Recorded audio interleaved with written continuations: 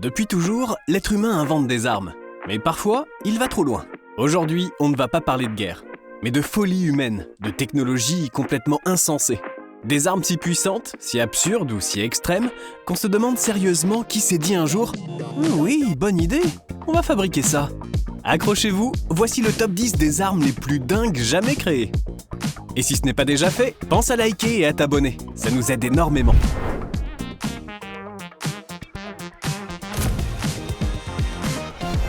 Numéro 10. Gyrojet, le pistolet qui tire des mini-roquettes. À première vue, le Gyrojet ressemble à un pistolet tout droit sorti d'un film de science-fiction. Et pourtant, il a bien existé. Sa particularité, il ne tire pas des balles classiques, mais des mini-roquettes. Oui, des projectiles propulsés par leur propre moteur. Résultat, quasiment aucun recul, un bruit étonnamment faible et une idée complètement folle. Mais le vrai délire commence quand on regarde son fonctionnement. Contrairement à une arme normale, le Gyrojet est peu puissant à bout portant. Pire, à très courte distance, il peut être presque inoffensif. En revanche, plus la roquette parcourt de mètres, plus elle accélère, plus elle devient destructrice. Autrement dit, plus la cible est loin, plus le tir est dangereux. Totalement à l'envers de tout ce qu'on connaît. Sur le papier, c'est révolutionnaire. Dans la réalité, c'est un cauchemar. Précision aléatoire, fiabilité douteuse, munitions instables. Résultat, le Gyrojet disparaît rapidement. Mais il reste l'une des armes les plus dingues jamais imaginées. Parce que quelqu'un s'est vraiment dit « Et si une balle avait un moteur ?» Numéro 9. Davy Crockett, l'arme la plus absurde jamais imaginée. S'il fallait désigner l'arme la plus absurde jamais conçue, le Davy Crockett gagnerait sans hésiter. Dans les années 1960, en pleine guerre froide, l'idée surgit. Créer une arme nucléaire portable. Oui, portable. Le Davy Crockett est un système de tir léger, proche d'un canon sans recul, capable de lancer une mini-bombe nucléaire. Pas une ogive stratégique, une vraie bombe atomique, version 2 poches. Le plus dingue, sa portée est tellement courte que les soldats chargés de la tirer risquaient d'être touchés par leur propre explosion. On parle d'une puissance équivalente à plusieurs dizaines de tonnes de TNT, tirée à quelques kilomètres à peine.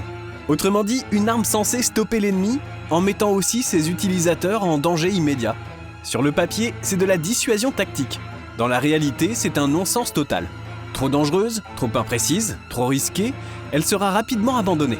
Le Davy Crockett reste pourtant un symbole glaçant d'une époque où l'humanité a sérieusement envisagé de tirer du nucléaire à l'épaule.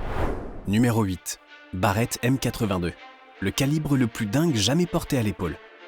À première vue, le Barrett M82 ressemble à un fusil de sniper un peu massif.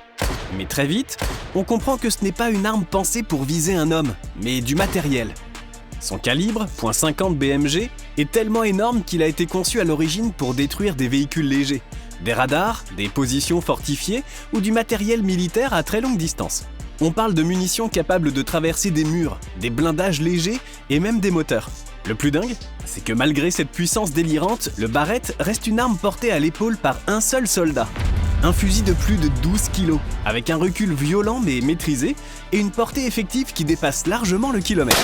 À cette distance, l'énergie de l'impact reste dévastatrice. Le Barrett M82 marque une frontière claire. Ce n'est plus vraiment une arme individuelle, mais pas encore une pièce d'artillerie. C'est exactement ce qui le rend si impressionnant, et complètement hors norme dans l'univers des armes portatives. Numéro 7. Macmillan TAC-50, le sniper des distances extrêmes. Ici, on ne parle plus seulement d'une arme, mais d'un record humain presque irréel. Le Macmillan TAC-50 est entré dans la légende après un tir confirmé à 3540 mètres. Oui, plus de 3,5 km. À cette distance, la cible n'est même plus visible à l'œil nu. Le tireur ne vise plus vraiment, il calcule. Le plus dingue, c'est ce que la balle doit traverser. Pendant plusieurs secondes de vol, il faut anticiper le vent, la température, l'humidité, la densité de l'air et même la rotation de la Terre. La balle met plus de 10 secondes à atteindre sa cible. 10 secondes durant lesquelles tout peut changer. Le TAC-50 tire du .50 BMG, un calibre déjà monstrueux, mais ici la puissance brute passe au second plan. Ce qui fascine, c'est la précision extrême à une distance absurde. À ce niveau-là, l'arme devient un instrument scientifique, et le tir ressemble plus à une équation qu'à un coup de feu. Un exploit qui défie complètement notre perception du possible. Numéro 6. M134 Minigun. Une cadence de 6000 coups par minute. S'il existe une arme reconnaissable entre mille, c'est bien le M134 Minigun. Avant même de la voir, on l'entend. Ce bruit mythique, presque irréel, surnommé le brrrt, annonce immédiatement une chose. Ici, la logique n'existe plus. Le minigun peut tirer jusqu'à 6000 coups par minute. Ça fait 100 balles par seconde. Le cerveau humain n'est tout simplement pas fait pour assimiler une telle cadence.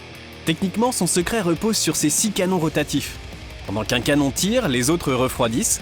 Résultat, pas de surchauffe immédiate et une pluie continue de projectiles. Mais cette cadence folle a un prix. Le minigun vide ses munitions à une vitesse absurde. En quelques secondes, des centaines de balles disparaissent. Montée sur hélicoptère, véhicule ou navire, la M134 n'est pas là pour la précision chirurgicale.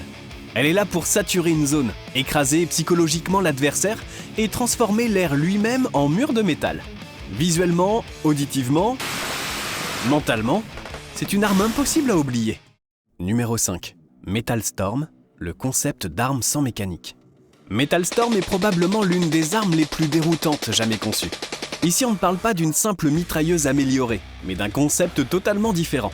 Au lieu d'utiliser un mécanisme classique avec chargement, extraction et éjection, Metal Storm empile plusieurs projectiles dans un même canon déclenché électroniquement. Résultat, plus aucune pièce mobile. Et c'est là que le délire commence. En laboratoire, cette technologie a atteint une cadence théorique dépassant le 1 million de coups par minute. Oui, 1 million. À ce niveau-là, on ne parle plus de rafale, mais d'une impulsion de projectile, presque instantanée. L'arme tire si vite que le concept même de cadence devient flou. Évidemment, un tel niveau d'extrême pose d'énormes problèmes. Gestion de la chaleur, rechargement complexe, coût élevé, usage très limité sur le terrain. Trop en avance, trop radical, Metal Storm n'a jamais été adoptée massivement. Mais elle reste fascinante, parce qu'elle ressemble moins à une arme classique qu'à une anomalie technologique. Une idée si poussée qu'elle donne l'impression de repousser les limites du réel. Numéro 4. Go-8 Avenger, le canon anti-char le plus célèbre. Le Go-8 Avenger n'est pas simplement une arme montée sur un avion. C'est l'inverse. L'avion A-10 a littéralement été construit autour de ce canon. Et quand on regarde les chiffres, on comprend pourquoi. Le Go-8 tire des obus de 30 mm, de véritables morceaux de métal de près de 30 cm de long, conçus pour perforer des blindages lourds.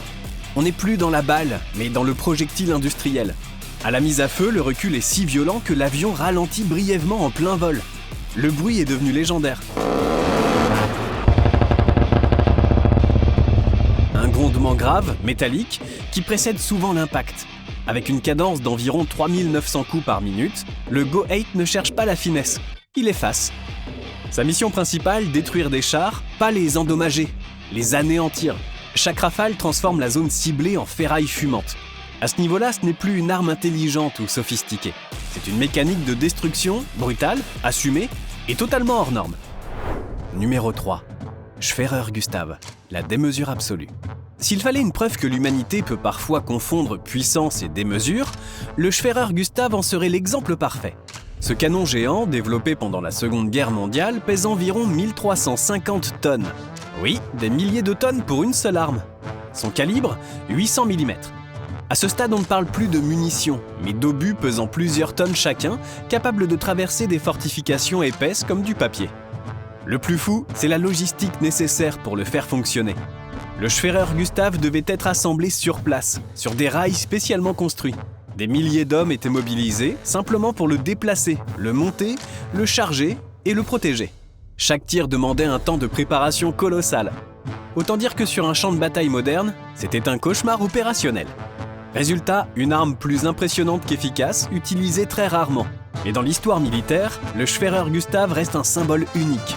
Celui d'une époque où l'on pensait qu'augmenter la taille suffisait à gagner la guerre. Totalement hors norme et complètement déraisonnable. Numéro 2. Railgun, l'arme hypersonique. Avec le railgun, on quitte totalement le monde des armes classiques. Ici, pas de poudre, pas d'explosifs. Le principe est presque trop simple pour être vrai. Utiliser l'électricité pour propulser un projectile métallique à une vitesse extrême grâce à un champ électromagnétique. Résultat, un tir capable d'atteindre des vitesses hypersoniques, parfois évoquées autour de Mach 6 à Mach 7 lors des tests. Et c'est là que le railgun devient complètement what the fuck. Le projectile n'explose pas. Il détruit uniquement grâce à son énergie cinétique. À l'impact, la vitesse est telle que la cible est littéralement pulvérisée. C'est la physique, brute, sans artifice. Une simple barre de métal devient une arme de destruction massive locale. Sur le papier, le railgun promettait une portée énorme, une précision redoutable et un coup par tir bien inférieur aux missiles. En réalité, les défis techniques sont colossaux. Usure des rails, besoins énergétiques gigantesques, contraintes matérielles extrêmes. Trop ambitieux, trop en avance. Mais une chose est sûre, le railgun ressemble à une arme de science-fiction qui a déjà quitté les laboratoires pour tirer dans le monde réel. Numéro 1. Laser militaire. Quand la lumière devient une arme. Avec les armes laser militaires, on change complètement de paradigme. Ici, plus de balles, plus d'obus, plus de missiles. L'arme tire de la lumière concentrée. Et c'est précisément ce qui la rend totalement dingue.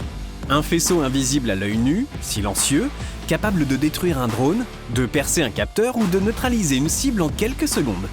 Pas d'explosion spectaculaire, juste une efficacité froide et chirurgicale. Le vrai choc, c'est le coup par tir. Là où un missile peut coûter des centaines de milliers d'euros, un tir laser revient à quelques euros d'électricité. Tant qu'il y a de l'énergie, l'arme peut tirer presque indéfiniment. Pas de rechargement, pas de munitions à transporter, juste un bouton et un faisceau. Ces systèmes sont déjà testés, parfois déployés, pour contrer des drones, des roquettes ou des menaces rapides. Bien sûr, ils ont encore des limites. Météo, portée, puissance continue. Mais une chose est certaine, le laser militaire est l'arme la plus dingue de ce classement, parce qu'elle réécrit les règles de la guerre moderne. Tirer de la lumière n'est plus de la science-fiction, c'est déjà une réalité. Voilà pour ce classement des armes les plus dingues jamais imaginées. Dis-nous en commentaire laquelle t'a le plus choqué. Et si ce top t'a plu, pense à t'abonner et à activer la cloche, parce que la prochaine vidéo arrive très vite. C'était Koapala, ciao!